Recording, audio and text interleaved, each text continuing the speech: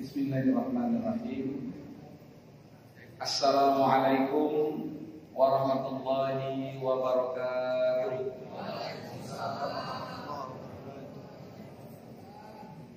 Alhamdulillahirabbil alamin wa bihi nasta'in wa ala umuri dunya waddin. Allahumma a'inna ala dzikrika wa syukrika wa husni ibadatik.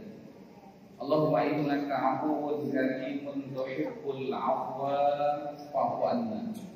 Allahumma inna nas'aluka ridhaka wal jannah wa na'udzu bika min sakhatika wan nar.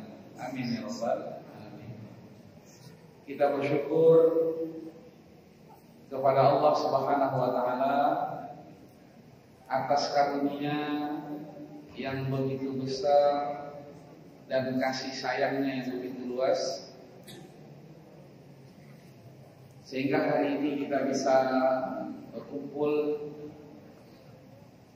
berjamaah, bermajlis, berzikir, tadarusan, dan menjalin silaturahmi antar sama kita. Mudah-mudahan Allah kekalkan kita senantiasa dalam ketaatan kepada Allah Subhanahu wa taala. Amin ya rabbal alamin.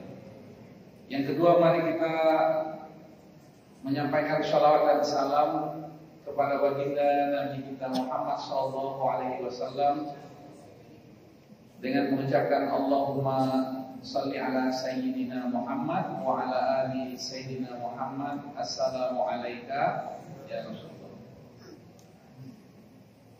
Ada dua ayat yang mudah-mudahan ini menjadi satu paket yang mulai malam hari ini menjadi perhatian kita bersama.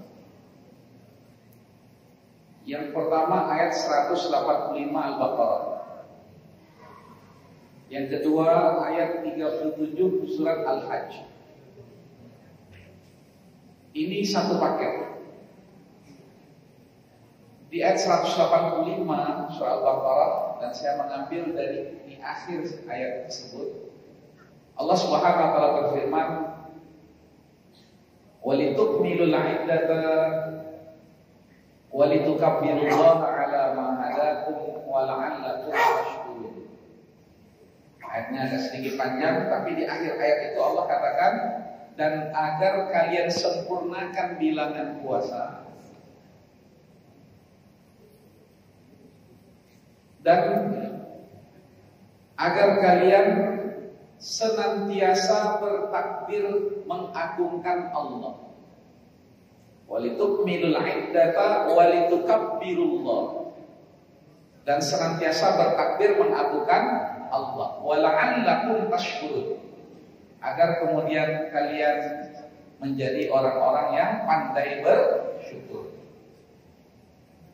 Nah, surat Al-Hajj ayat 37, Allah Subhanahu wa taala berfirman, setelah Allah buka dengan la yanallahu luhumuha, Allah tidak berharap dari daging-daging yang kamu sembelih itu, bukan juga dari darahnya. Ini terkait dengan ibadah kurban bulan haji. La yanallahu luhumuha wala dima'uha walakin yanaluhu taqwa minkum. Tapi yang Allah inginkan dari ibadah kurban itu adalah ketakwaan. Litukabbirullaha 'ala ma hadakum, agar kemudian kalian selalu bertakbir. Jadi sama dengan yang 185 tadi. Agar kemudian kalian selalu bertakbir mengagungkan Allah.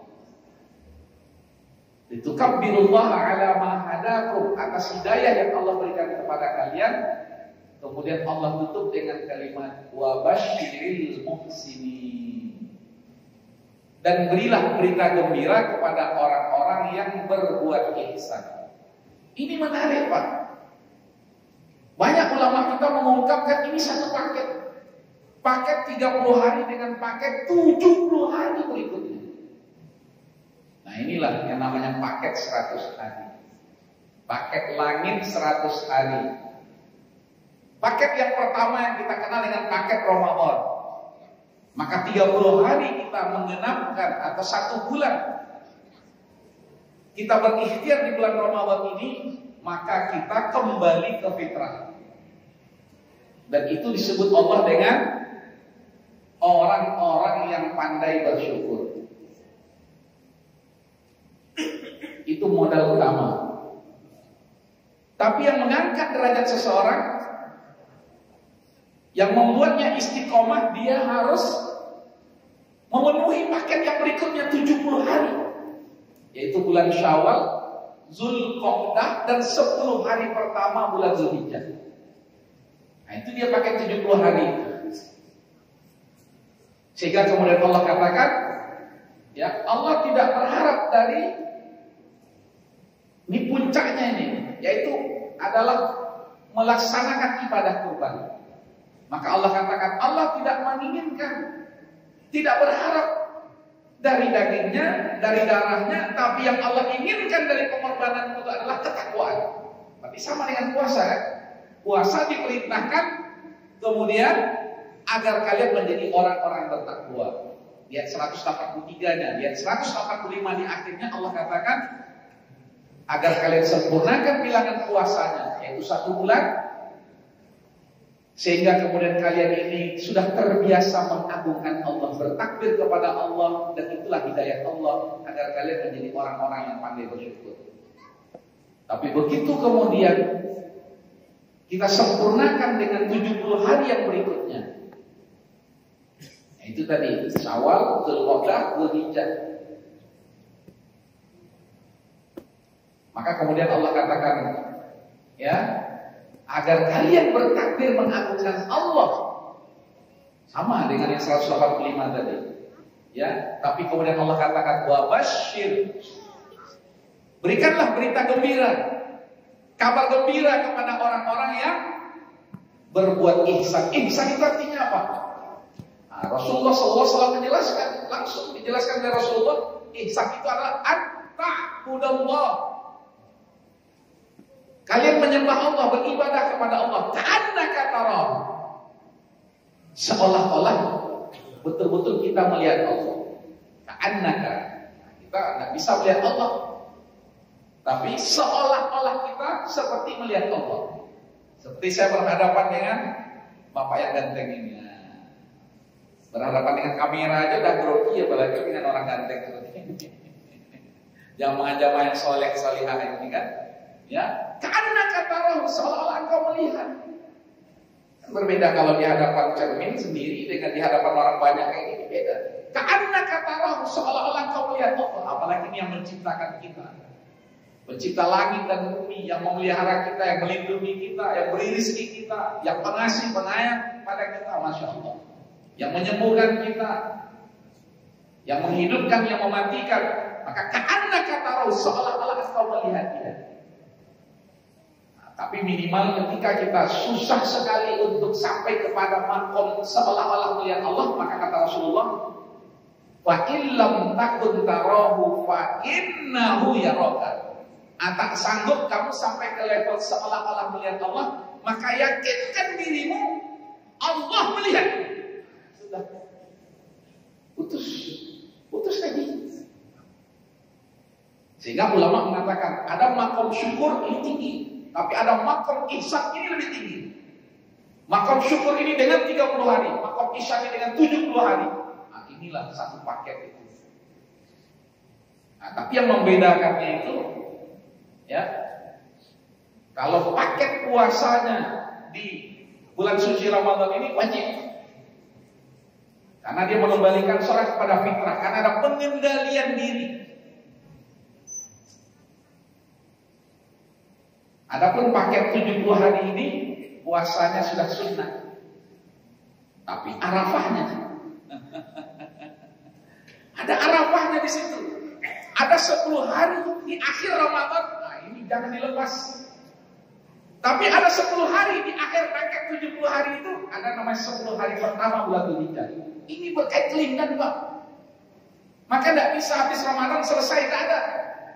Ini madrasah satu paket, madrasah Ramadan madrasah Idul Adha, madrasah Idul Fitri dan madrasah Idul Adha. 100 hari. Baru kemudian perubahan itu mendasar dan kehidupan kita sebenarnya adalah perubahan. Maka kata Allah, innallaha la yughayyiru ma biqaumin. Allah tak akan merubah nasib kita, nasib suatu kaum sampai kemudian kaum itu mengintrospeksi dirinya dan melakukan perubahan itu. Nah, dengan 30 hari tambah 70 hari telah perubahan itu akan nampak insyaallah. Nah, kenapa saya sampaikan sekarang? Mumpung sekarang kita masih di hari ke-8, malam ke-9 bulan suci Ramadan, kita masih ada lagi 21 hari lagi, Masya Allah. Sehingga nanti atau dari sekarang kita sudah bersiap-siap terlebih nanti di 10 hari terakhir bulan Ramadan. Kita kuatkan sampai Rasulullah SAW kencangkan ikat pinggangmu, wasyaddal mi'lah. Tak usah pikir lain, tak usah pikir dunia. 10 hari dalam 1 tahun iktikaf. Dan di 10 hari terakhir itu ada Lailatul Qadar. Begitu juga kemudian ketika kita masuk di 70 hari di bulan Syawal, Zulqa'dah dan 10 hari bulan Dzulhijjah, di awal Dzulhijjah. Sampai Allah katakan walayalin asyri. Terlebih kalau seorang ditakdirkan oleh Allah berangkat haji, Masya Allah, ini kenikmatan yang luar biasa. Itu puncak. Di sana ada hari Arafah. Walaupun seorang tidak bisa melaksanakan ibadah haji, tapi dia berpuasa di bulan Arafah, di hari Arafah, dan menghidupkan malam-malamnya dengan qiyamul lail, siangnya dengan puasa walaupun sunnah. Tapi di sini sunnah yang menguatkan, yang meninggikan derajat seseorang di sisi Allah Subhanahu wa Ta'ala. Kita ini tidak bisa hanya balik modal saja, kita ingin untung. Kalau kita ini di bulan Ramadan itu balik modal, makanya namanya Idul Fitri, kembali ke fitrah. Tapi tak cukup, Pak. Kita ingin apa? Ada makom kita di sisi Allah, ada kedudukan yang tinggi di sisi Allah Subhanahu wa Ta'ala. Maka itulah perjuangan 70 hari yang berikutnya. Karena itulah kata Rasulullah SAW, barang siapa yang puasa Ramadan kemudian dia ikuti setelah Ramadan 6 hari di bulan Syawal, seperti dia puasa sepanjang masa. Kasya min dahri. Itu sebuah motivasi yang dibangun dari Rasulullah. Jangan putus. Tapi bagaimana kita ingin memaksimalkan yang 70 hari ini? Kalian 30 hari ini kita setengah-setengah. Lebih banyak di kafenya daripada di masjidnya. Lebih banyak baca WhatsApp-nya daripada baca Qur'annya. Sementara Ramadan adalah syahrul Ramadan alladzi unzila fihi Qur'an. Mudarasah. Minimal tilawah Al-Qur'an. Kalau ulama-ulama kita berapa kali? Imam Syafi'i 60 kali menghatamkan Al-Qur'an di bulan Ramadan. Nah, kita sekali paling tidak. Ada yang sudah khatam, lanjutkan lagi. Ya, kalau bisa yang sudah sekali tahun kemarin, tandanya ya sukses. Tahun ini sudah 2 kali menghatamkan Al-Quran. Kalau bisa jangan 2 kali, 4 kali menghatamkan Al-Quran. Itu dilakukan oleh sahabat-sahabat di bulan-bulan biasa, 4 kali khatam selama sebulan. Nah, minimal kita ini yang di sini ya, makom kita masih belajar 4 kali lah setiap pekan menghatamkan Al-Quran. Bisa. Karena kalau dihitung-hitung tidak banyak ya. Kalau kita ingin mengkhususkan bulan Ramadan ini dengan Al-Quran salah satunya, ada rumusnya itu. Ya, sudah pernah saya sampaikan, tapi tidak pernah saya sampaikan malam hari ini. Rumus yang selalu digunakan oleh sahabat untuk menghatamkan Al-Quran satu pekan itu adalah rumus 1, 3, 5, 7, 9, 11, 13, 65. Nah, itulah. Di hari pertama itu 1, 3, 1 itu surah Al-Fatihah, kemudian dengan 3 surat yang berikutnya. Tuntas dari yang pertama. Lebih kurang 4 jam saja. Kalau 4 jam ini dibagi ke 5 waktu, nah sebentar aja. Ya, tak lama-lama dia sebelum sholat maupun setelah sholat. Di masjid aja tuntas. Nah, syukur-syukur kita tambah di rumah. Karena rumah kita jangan kita jadikan kuburan. Kata Rasulullah, jangan kau jadikan rumahmu kubur. Maka tegakkan ibadah di rumah-rumah kita, termasuk membaca Al-Quran, sholat sunnah dan lain sebagainya. Masya Allah. Begitu juga di hari kedua 5. Nah, 5 itu 5 surat yang berikutnya. Di hari ketiga 7 surat yang berikutnya. Di hari yang keempat 9 surat yang berikutnya. Di hari yang kelima 11 surat yang berikutnya. Di hari yang keenam 13 surat yang berikutnya. Karena semakin ke ujung itu semakin pendek-pendek suratnya. Nah, di hari yang terakhir, hari ke-7 itulah ya sisa-sisa suratnya itu, sehingga tuntas khatam 114 ya surat itu. Nah, kalau bisa khatam kan, ini masih ada waktu kita lagi 21 hari. Nah, paling tidak 2 kali khatam. Syukur-syukur bisa 3 kali khatam. 7 kali 3 21. Ini pas 3 kali khatam. Insya Allah Pak ya. Karena kalau ceramah saja mudah saja, kalau diucapkan didengar mudah, tapi masalah kita mengamalkan. Kita ingin kembali kepada fitrah. Kita ingin selalu membesarkan Allah. Tak ada yang bisa kita besarkan dalam hidup kita kecuali Allah. Maka Allah katakan, kalian sempurnakan bilangan puasa kalian. Walitukmilul iddata. Sempurnakan bilangan puasa. Dicicil dari sekarang ini. Dimaksimalkan mulai malam hari ini. Walitukabbirullah. Itu dia. Tak ada lagi yang kita risaukan kecuali yang kita risaukan azab Allah. Tak ada yang kita harapkan kecuali kita harapkan rahmat Allah Subhanahu wa taala.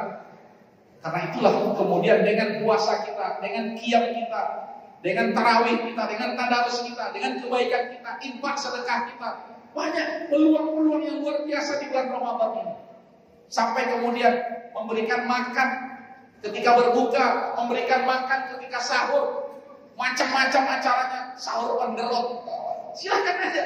Ya itu inovasi, kreativitas. Tapi intinya amalmu di bulan Ramadan mengangkat derajatmu agar kemudian engkau selalu membesarkan Allah sehingga rizkimu bertambah, lapang, dimudahkan oleh Allah segala urusanmu. Sehingga kemudian itu kabirullah agar engkau selalu membesarkan Allah, mengagungkan Allah. Itulah hidayah. Maka kalau ada yang bertanya, Ustaz, apa nggak boleh berbuka puasa bersama? Ini bukan masalah boleh nggak boleh saja, walaupun ada politisnya. Ya, ini masalahnya kita targetnya apa di bulan Ramadan ini? Kalau target kita membesarkan Allah, maka silakan amal-amal apa lagi itu induk amal di bulan Ramadan ini. Masya Allah, dilipat gandakan pahalanya oleh Allah Subhanahu wa taala. Jangan kita sia-siakan. Sehingga kemudian begitu sempurna bilangan puasa kita, yang ada pada diri kita adalah membesarkan Allah. Karena itulah di hari raya itu apa? Bertakbir, namanya takbiran. Kenapa takbiran?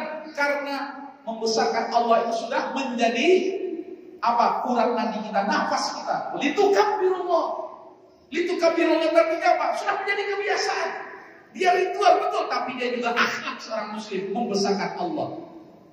Litukabirullah ala ma hadakum wa la'allakum tashkurun. Dan niscaya kalau kita sudah mendapat hidayah Allah karena selalu membesarkan Allah, disupport dengan ibadah-ibadah kita tadi ini, maka kita menjadi orang-orang yang pandai bersyukur, membuka diri di hadapan Allah.